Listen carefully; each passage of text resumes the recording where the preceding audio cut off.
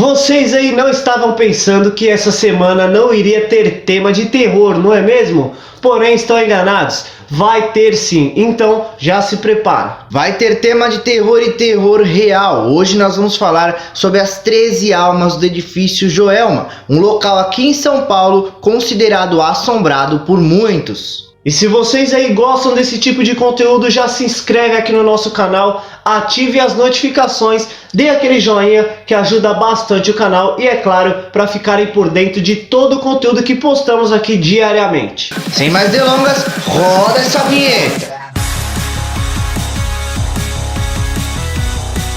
Esse local teve diversos acontecimentos assustadores.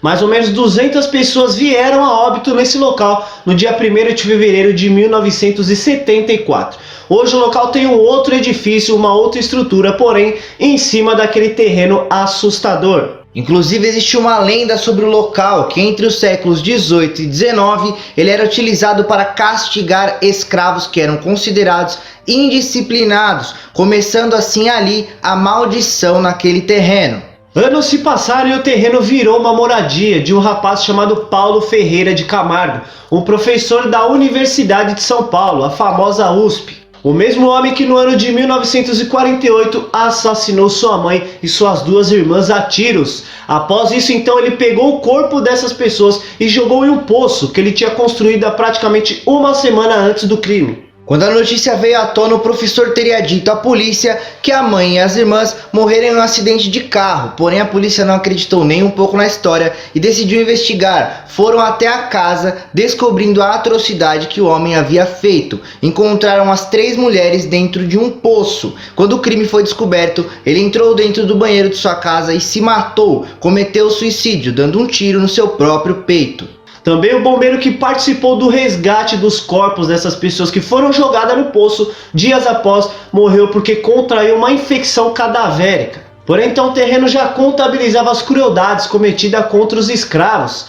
Também o assassinato de pessoas, de familiares ali próximos e também a morte indireta de um bombeiro. Após isso, quem adquiriu o prédio foi uma construtora que levantou lá o famoso edifício Joelma. O edifício possuía 25 andares, sendo que 10 eram garagem do prédio somente. Foi inaugurado em 1971, porém em 1975 uma tragédia aconteceu. Um grande incêndio consumiu o prédio, deixando 191 mortos e mais de 300 pessoas feridas. Devido a todo esse acontecimento, então, começou ali uma história de espíritos que rodeavam esse prédio.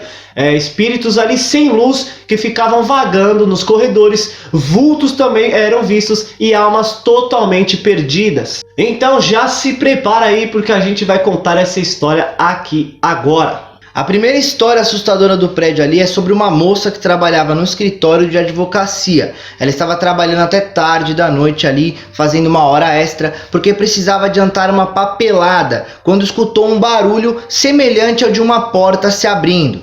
Confusa por estar sozinha no local, a moça então decidiu ir atrás, ver o que era aquele barulho. Foi quando ela chegou em um cômodo onde havia se iniciado o barulho e se deparou com todas as portas fechadas. Sem entender aí absolutamente nada, a moça decidiu voltar ao trabalho. Porém, minutos depois, ela escutou algo novamente e coisas diferentes vieram a acontecer. Mas dessa vez não foi somente o barulho, ela também viu um vulto passando pela sala de entrada. Ela não pensou 2 vezes, pois as portas ainda estavam fechadas. Pegou suas coisas e saiu, mas ao trancar a porta, olhou para o lado no corredor e se deparou com uma mulher no fundo do corredor. Uma outra história também muito assustadora sobre o prédio foi de um entregador que foi fazer uma entrega de uma encomenda no local. Ele chegou ali no local juntamente com seu ajudante, que desceu do veículo para realizar a entrega. O outro rapaz então ficou dentro do veículo esperando que o rapaz que fosse fazer a encomenda voltasse. Porém, ele avistou uma mulher dentro do estacionamento em que ele estava. Mas algo estava diferente na figura daquela mulher, ele não conseguia perceber o que era, mas pouco tempo depois percebeu. A mulher estava andando em direção ao carro, quando ele notou que ela estava toda vestida de branco e não andava, e sim flutuava em direção ao carro. Não pensou também 2 vezes, pegou o carro, saiu em direção ao seu ajudante. O rapaz entrou no carro e eles foram embora, e nunca mais voltaram no prédio. Mas não para por aí não, pessoal. No ano de 1979, cineastas brasileiros decidiram fazer uma longa-metragem dentro desse edifício.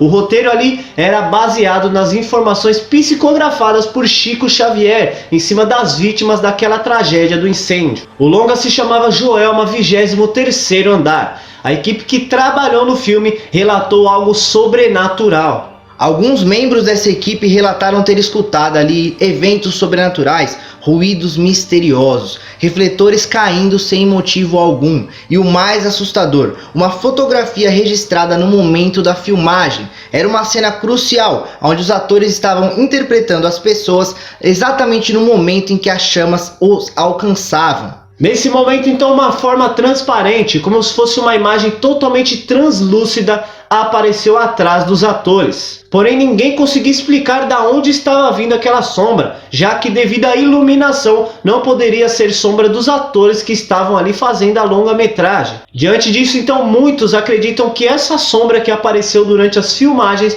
pode ser de uma mulher que faleceu no incêndio. Mas o mistério mais intrigante que envolve toda essa tragédia é justamente as 13 almas, que foram 13 pessoas que morreram presas dentro do elevador durante o incêndio. Elas morreram carbonizadas, e como naquela época não existia teste de DNA e como estavam carbonizadas, não foi possível reconhecer e identificar quem eram aquelas pessoas. Os cadáveres então foram enterrados um ao lado do outro no cemitério São Pedro, localizado na Vila Alpina, zona leste da capital de São Paulo. Os corpos foram enterrados em uma espécie de memorial e atrai pessoas que acreditam que essas 13 almas, esses 13 corpos, fazem diversos tipos de milagres e que também realizaram a graça. Ao lado das sepulturas foi construída uma espécie de capela em memória às 13 almas, e muitas pessoas têm o costume de deixar próximo à capela copos d'água, a fim de amenizar o sofrimento daquelas almas. Eu mesmo já passei lá em frente, é muito bonito o memorial, mas é uma sensação indescritível. Não sei se é medo, se é uma coisa...